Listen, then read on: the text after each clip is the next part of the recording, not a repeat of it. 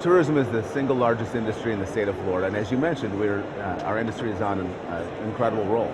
We've got a tremendous amount of momentum. We're on 4 consecutive years of record visitation. Last year, 101.7 million people visited the Sunshine State, and you come to a show like World Travel Market, and you look around and you recognize that we're competing in a hyper-competitive global marketplace, and that's worth anybody seeing. We brought my chairman of the Visit Florida Board of Directors, and it's just a real eye-opening experience to recognize how globally competitive tourism is. And those 101 million people that came to the state of Florida didn't happen by accident. And it was a very strategic growth plan. And World Travel Market and these major trade shows are a huge part of that, because the travel industry is a community with a tremendous amount of influence, and you see that recognized on the Visit Florida stand. We have over 100 partners from around the state that are here creating relationships. A great story, there's a gentleman from Citrus County came here for the first time ever, a smaller community that's not traditionally been in the marketplace in the global market, and his size international visitation increased 22% as a result of one year at the World Travel Marketplace. So I think we're getting a lot more sophisticated as a destination, and not only just the big major areas. We have the theme park capital of the world, and the most amazing beaches in the world, but we have a very diverse, very diverse tourism product, and this is a great platform to show that off. There's a lot of incredible opportunity for the state of Florida to continue to build on our momentum and grow.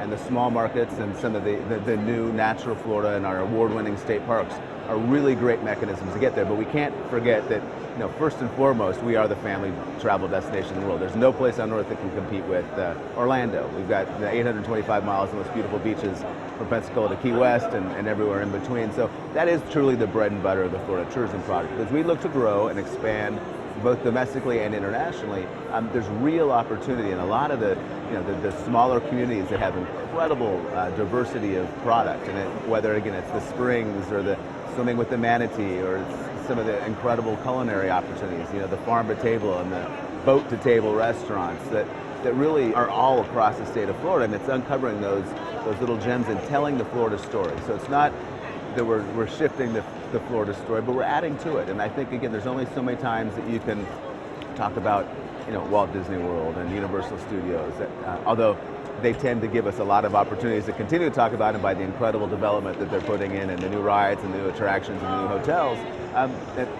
Same with the beaches, but the product is so much more than that, and the rich culture and the rich history and the diversity of the state is, I think, going to be very compelling to expanding international interest, and even more importantly, getting people that may be planning a vacation to where they're comfortable, but maybe add a day or spend part of their holiday to go see something that's new that they didn't know that existed in the state of Florida. I don't think people for years really thought of Florida as a culinary tourism destination. We thought more of the turkey leg, and that was about it. But really, the culinary experiences in the state of Florida have really expanded. We're putting a lot of effort behind highlighting that, and highlighting not just the incredible link between agriculture and tourism, the 2 largest industries in the state of Florida. And it's more than just citrus, it's more than just orange juice, but the fishing and the incredible richness of the fishing capital of the world, and how that translates into culinary. But we've started working with Emeril Lagasse, obviously a extraordinarily well-known chef, and he's recently moved to Northwest Florida. And we're working on a show called Emeril's Florida, where we're on season 4, and he travels around the state looking at those links and those incredible chefs that are creating masterpiece food. And in fact, we brought together 15 of his favorite chefs from the first 3 seasons and talked to the American food journalists, and really opened up a lot of eyes to recognize that, one, we have an incredible link between our agricultural product and culinary tourism. We've got some extraordinary chefs from every part of the state that are doing some really cool things. There's a clear focus and intent to make sure that we're providing the best experience for our international visitors from the second they get off that plane until the second they get back on the plane. Very fortunate to have U.S. travel making this a significant priority at the federal level. It was great this morning to see that we're opening up for frequent travelers to get through the system even faster. So I'm very encouraged that we're taking a lot of different steps from a lot of different levels, and the cooperation between the UK government and the U.S. government to make that easier for frequent travelers to the United States to get in easy is a great step in the right direction. So It's not, I wouldn't say, it's done, but I think that there's a lot of efforts at a lot of levels that are starting to really address the situation, and it's going to get better.